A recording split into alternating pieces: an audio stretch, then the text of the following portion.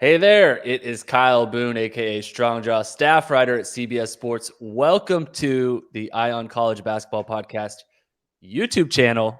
We've got a special show today, some bracketology banter with who else? Jerry Palm from CBS Sports. Mr. Bracketology himself is here to discuss some new developments in his latest bracket as we get closer to March Madness. Jerry Palm, Mr. Purdue himself, has already Purdue'd himself into the studio behind you here. I think I see, is that Caleb First in the background? There's like an elf. Caleb First is the elf.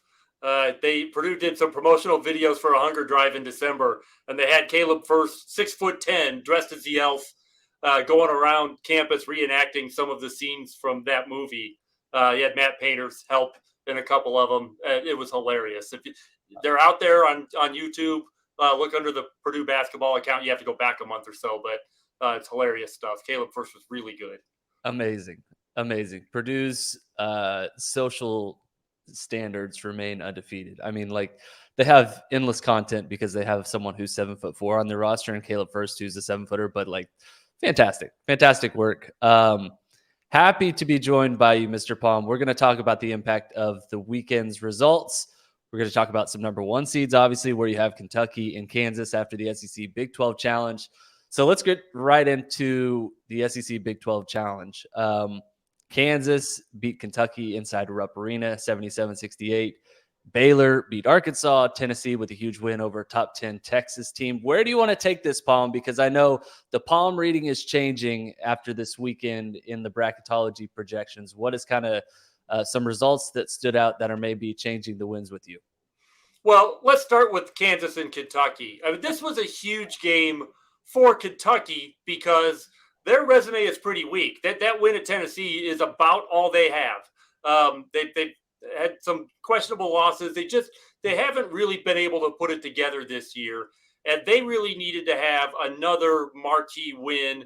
They came up short, so they'll have to try again, take some other chances to do it. There will be other chances for them to do that, but for Kentucky now, they've got a resume that puts them in a game in Dayton in the first four. And could you imagine Dayton hosting Kentucky in the first four? They're going to need a bigger gym probably if the Kentucky fans aren't so mad that they just don't go. But that's where Kentucky basketball is right now, fighting for a spot in the bracket, probably for the rest of this season. For Kansas, it's the complete opposite. Kansas is trying to be a number one seed. You could reasonably make a case for them as a number one seed. They now have 8 quadrant one wins with that win over Kentucky on the road. That's a quad one win. Most of those have come against teams that are in the bracket. They only have the 4 losses. The TCU one stands out as glaring, but the others there's really nothing wrong with those. But that home loss to TCU is really kind of the difference why they're still a 2 seed as opposed to, say, Arizona or Kansas State, the teams ahead of them in the bracket. Of course, Kansas State is a head-to-head result, but both of those teams also have very good wins, if not quite as many as Kansas. But they have fewer losses, and they don't have that home loss that really sticks out like an eyesore. Like I said, you could make a case for Kansas as a number one seed, and I would buy that, but not right now, at least in my bracket. Okay, so that's good to know. You still have Alabama on the number one seed line right now. Is that right? Yes, and there's no question for them. There was a gap between them and the rest of the bracket before that loss to Oklahoma, which was ugly in margin, but it's a road game against, it's a quad one loss. So it's, even though Oklahoma's not in the bracket yet, that game meant a lot more for Oklahoma at their chances to try and get in the bracket than it really damaged what's already a really good resume for Alabama. So Alabama's still the number 2 overall seed, but that gap between 2 and 3 is now gone. So now the gap in the bracket is between overall number 1 Purdue and the rest of the bracket. Purdue's probably got at least one loss that they could take and still remain the number 1 overall team. Okay, so that's good to know because Alabama still holding steady in your bracket as the number 2 overall team in the bracket projections. May hurt themselves in the net, right? Because that is a little bit more results based. Yeah. But yeah. Well, here's the thing about the net. Yeah. The primary factor in the net is scoring margin. Now, they probably have a more sophisticated way of dealing with it, but still, if you go out and you're looking at stats and you want to see what correlates best to the net, scoring margin, not even close. The biggest factor, the if you want an idea, I think I looked the other day, I haven't checked today, but the top 10 teams in the net were also the top 10 teams in scoring margin, with the exception of Kansas. Kansas was outside the top 10 scoring margin, still in the top 10 of the net. So, I mean, that gives you an idea how important, just not capped margin of victory, totally uncapped margin of victory plays on the net. Now, for the committee, though, the net itself is not that influential. Your own net means a lot less than the net ranking of your opponents, because that determines which quadrant your opponents appear in on the team sheet. And that's what matters to the committee. Which of these opponents, how good are those opponents that you played, and how did you do against them? Where'd you play them? Things like that. So, the devil's in the details there, but nobody's net is getting them into the tournament alone, and nobody's net is getting them left out of the tournament alone. So yeah, those wins, they're helpful for the net because they're quality wins. But if you really want to help your net, run the score up on somebody.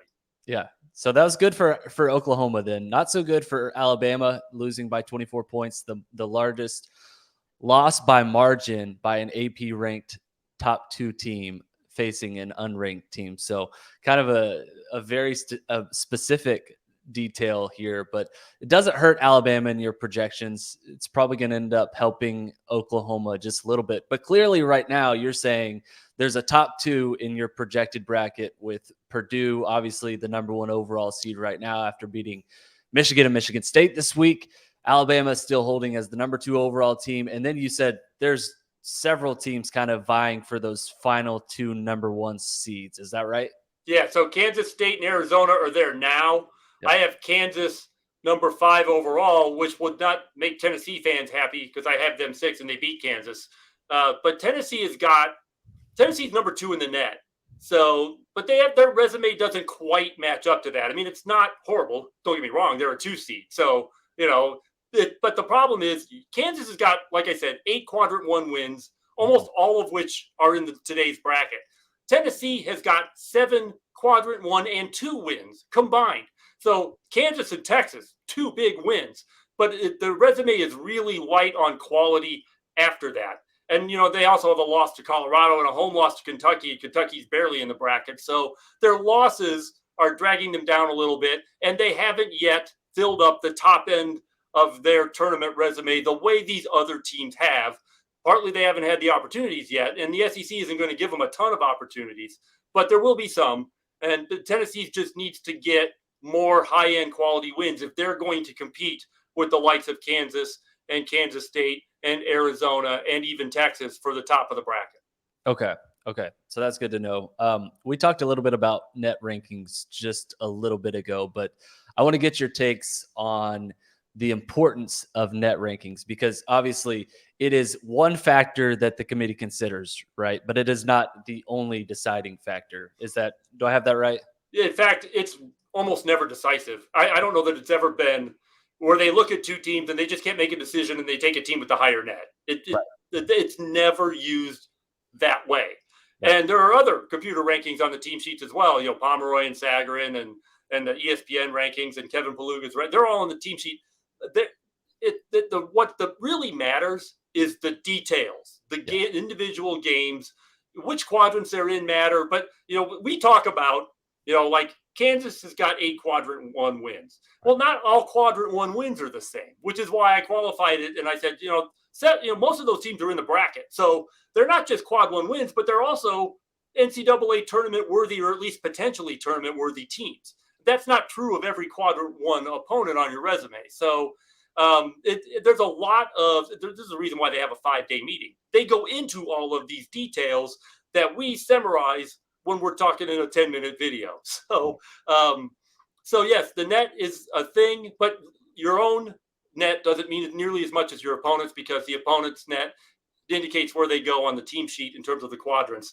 But if all you have is computer rankings, if all you have is metrics, if that's all you have, you really have nothing unless it shows up also in the details of your schedule and your results. Okay, so that's good to know, because we're looking at in the net today. Ohio State coming in at number 29, but out of your bracket entirely? Yeah, and not even particularly close because at the moment they're 11-10. You can count on no fingers the number of teams that have made the NCAA tournament with one game above 500 as their record. I don't even think that happened in the pandemic year as an at-large team, I should say. It's very rare. Michigan, I think, was 3 games over last year. That was pretty much a record because Georgia in the 90s had a season where they only played 3 games outside of quadrant 2 the entire season. So what was back then would have been quadrants if we called them that. And that schedule is unmatched in terms of anything we've seen in the 30 years I've been doing brackets. So I don't compare anybody to that. The next best record was 4 games above 500, and Michigan beat that last year. We're not going to see somebody that close to 500 get in the tournament, but you have to also keep in mind that if that team, if Ohio State is still 1 game above 500 in March, they're going to be like 18-17 or 17-16, and they're probably not going to be in the top 30 of the net. Yep. So something to monitor. Seems like if they continue on this path, they're going to continue to fall. But a team that I think is an outlier right now, they're very, very high in the net, but obviously even at your bracket, they are not in your top projected bracket. So that's something to watch, I think, for Ohio State. And I think Buckeyes fans who have watched this team would be totally fine not seeing them in the NCAA tournament. They've been really disappointing so far. Jerry Palm, that is all we have for Bracketology Banter with yours truly. Thank you so much for your time today. If you're watching this on YouTube, please go subscribe to the channel if you like this content and you want to see more of Jerry Palm's face in the future. That would help us out a lot. And be sure to go check out Jerry Palm's bracket, which I believe is posted or will be posted it's here up shortly. Now. Yep, it's up now at cbssports.com. You can go to the Bracketology page. All of his latest projections are there. Thank you all for watching. Thank you again, Mr. Palm. We will see you guys next time.